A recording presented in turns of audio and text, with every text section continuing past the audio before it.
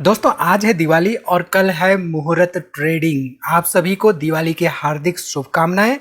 दिवाली के इस अवसर पर स्टॉक मार्केट में सभी के मन में ये बड़ा सवाल है कि क्या stock market is going to see the biggest crash in the coming times और is it going to be a new all time high.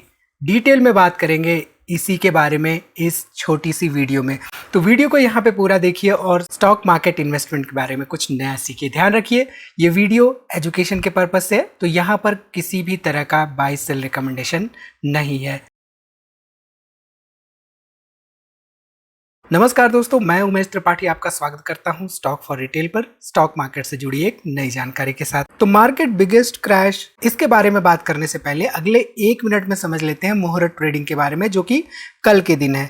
यहाँ पर आज के दिन दीपावली है, राइट, लेकिन कल के दिन मुहूर्त ट्रेडिंग है। जनरली जब दीपावली का दिन होता है तो शाम के समय पे मुहूर्त ट्रेडिंग होती है, बट यहाँ पे कल के दिन के समय में मुहूर्त ट्रेडिंग रहेगी। तो ये थोड़ा सा यहाँ पर डिफरेंट है इस बार। मुहूर्त ट्रेडिंग जो है इसमें हमें मार्केट आवर्स पे ध्यान देना है। प्री ओपन सेशन रहेगा और नॉर्मल मार्केट सेशन रहेगा। तो प्री ओपन सेशन क्या होता है इसके बारे में हमारी वीडियो है, आप उसको देख सकते हैं, समझ सकते हैं कि प्री ओपन सेशन क्या होता है। जनरली यहाँ पे 1:30 से 1:45 ये दिन का टाइम है जब हमारा मार्केट प्री मार्केट सेशन में रहेगा, प्री ओपन सेशन में रहेगा बेसिकली। और उसके बाद से 1:45 से 2:45 तक यहाँ पे मार्केट ओपन रहेगा ट्रेडिंग के लिए, यानी कि स्टॉक्स को बाई या सेल किया जा सकता है। ध्यान रखिए आज के दिन मार्केट में अगर आपने किसी स्टॉक को बाई किया तो कल उसको सेल नहीं कर पाएंगे। BTST ट्रेड्स भी कल अलाउड नहीं होंगे। ठीक है, अब स्टॉक मार्केट आगे क्रैश होगा या एक नया हाई बनाएगा, उसको डिस्कस करने से पहले अगले 1 मिनट में हम समझ लेते हैं कि मुहूर्त ट्रेडिंग सेशंस में पिछले 10-15 सालों में मार्केट ने कैसा बिहेव किया।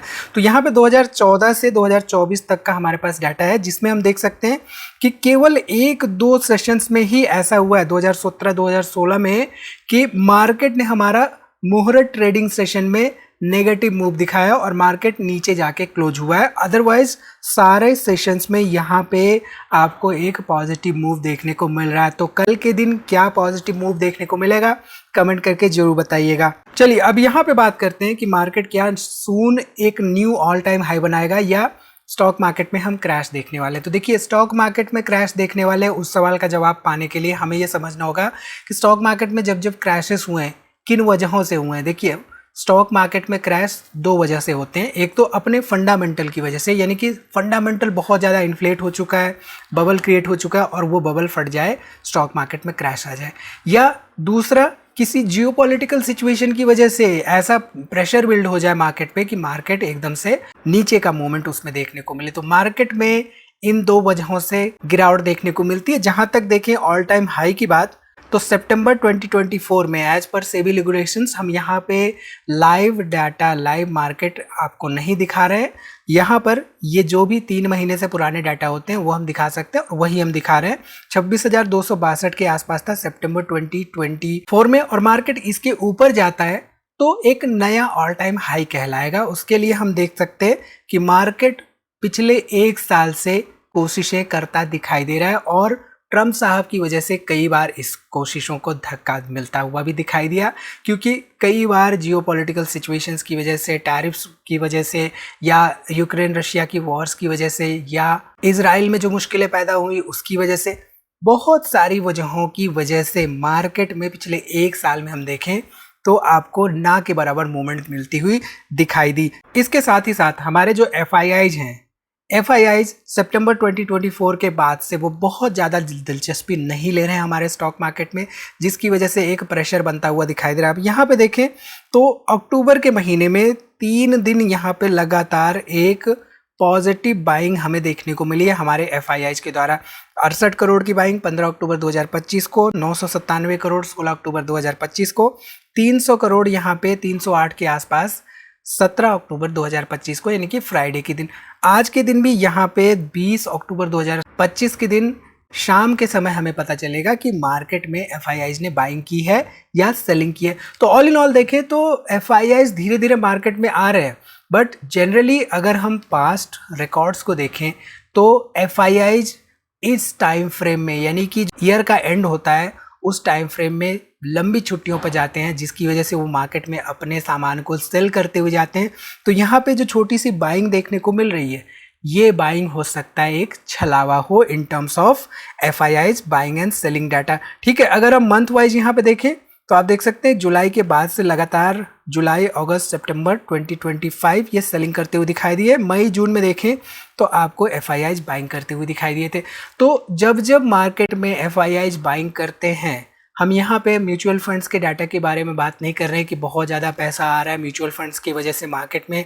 हम यहाँ पे म्यूचुअल फंड्स के क्लोजर्स के बारे में भी बात नहीं कर रहे हैं। हम ऑल इन ऑल देख रहे हैं कि हमारे जो DIIs हैं बढ़ चढ़ कर हिस्सा ले रहे हैं मार्केट में, वो आ रहे हैं। बट FIIs का रोल भी इम्पॉर्टेंट होता है हमारे स्टॉक मार्केट में, जिसको कि हम यहाँ पे डिस्कस कर रहे हैं। ठीक है, चलिए अब यहाँ पे समझते हैं कि मार्केट में क्रैश देखने को मिल सकता है। तो अगले 2-3 मिनट में आपको ये बात, इंपॉर्टेंट बात आपको सीखने को मिलेगी। अब ध्यान दीजिए, तो 1992 में, वो मूवी जरूर आपने देखी होगी, 1992 के बाद जब क्रैश हुआ था, तो ये आपको देखने में छोटा लग रहा है, बट अगर हम ध्यान दें तो 1992 के मार्केट में हमारा जो निफ्टी 50 था वो 1231 के आसपास था, और ये यहाँ से गिरते हुए सीधे सीधे पहुँच गया था 595 के आसपास, यानी कि 50% से भी ज़्यादा यहाँ पे गिरावट हुई थी। उसके बाद से लंबे समय तक मार्केट उभर नहीं पाया था, और नया ऑल टाइम हाई यहाँ पे बनाया था करीब करीब सन 2000 में। तो अगले 7-8 सालों तक मार्केट की स्थिति जो है वो डामाडोल ही थी, और इसके बाद एक नया ऑल टाइम हाई बनाने के बाद फिर से गिरावट हुई मार्केट में, फिर से 800 के आसपास का हमें यहाँ पे पॉइंट देखने को मिला निफ्टी 50 में। फिर यहाँ पे देखें तो छोटी छोटी गिरावटें बीच बीच में होती रहती है, ऐसा नहीं कि नहीं होता है। ये गिरावट हुई, ये गिरावट हुई, ये 2 गिरावटें हुई, 1 2 3 4।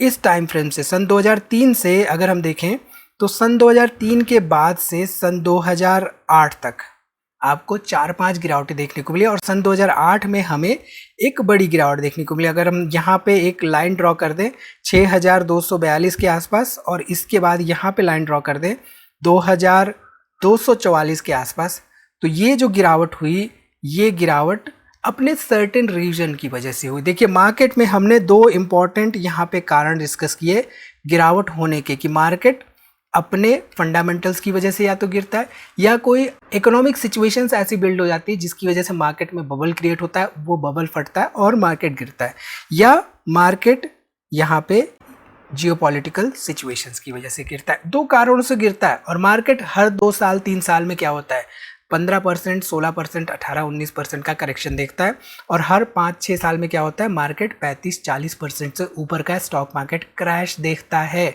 ये important data as an investor हमें समझ के चलना होगा, और यही हमारी साइकोलॉजी को डिफाइन करता है कि स्टॉक मार्केट में हमें बने रहना है या निकलते रहना है, भेड़ चाल की तरह हमें चलते रहना है। जब हमें स्टॉक मार्केट से निकालने की कोशिश हो, षड्यंत्र रचा जाए तो हम निकल जाएं, जब हमें स्टॉक मार्केट में बुलाने की साजिश हो तो हम हायर प्राइसेस पे बाई करने लगे। तो ये बात हमें एज एन इन्वेस्टर समझनी होगी, तभी हम मार्केट में लंबा टिक सकेंगे। ठीक है, इसके बाद 2015 में यहाँ पे गिरावट हुई, उसके बाद हम सबने देखा यहाँ पे 2020 में ये कोविड की वजह से गिरावट हुई थी। तो कोविड जैसी सिचुएशंस की वजह से गिरावटें होती हैं। इन गिरावटों को हमें समझना चाहिए, और समझ के हमें ये देखना चाहिए कि क्या करंट मार्केट सिचुएशन ऐसी है, क्या उसके फंडामेंटल्स ऐसे बन रहे हैं कि वाकई में मार्केट में एक सडन गिरावट हो सकती है। तो उसको समझने के लिए हमें देखना होता है कि मार्केट के फंडामेंटल्स क्या कहते हैं। तो फंडामेंटल्स देखने के लिए हम जनरली क्या देखते हैं, हम मार्केट का ओवरऑल हिस्टोरिकल जो डाटा होता है पी रेशियो का, प्राइस टू अर्निंग रेशियो का, उसको देखते हैं। तो यहाँ पे 17 अक्टूबर के दिन 22.78 के आसपास पी रेशियो देखने को मिल रहा है। अब ध्यान देंगे तो जब जब मार्केट ऊपर की तरफ जाता है तो ये पी रेशियो आपको भागता हुआ दिखाई देता है, ऊपर की तरफ जाता हुआ दिखाई देता है। मार्केट जब जब नीचे की तरफ जाता है तो ये पी रेशियो नीचे की तरफ जाता हुआ दिखाई देता है। आप ध्यान दे सकते हैं, यहाँ पे 22.31 था 13 अक्टूबर को, 22.78 है। तो 13 अक्टूबर से आज का दिन आप देखेंगे तो मार्केट आपको 13 अक्टूबर से आज के दिन ऊपर की तरफ ही ट्रेड करता हुआ दिखाई देगा। तो इन बातों को भी हमें समझना होता है एज एन इन्वेस्टर, क्योंकि ये डिसीजन मेकिंग में हमारे काम आता है। ठीक है, सो जब जब 25 के ऊपर, 26 के ऊपर चला जाता है हमारा price to earning ratio Nifty 50 का, तब हम कह सकते हैं कि मार्केट पर प्रेशर होता है, गिरावट की संभावना होती है।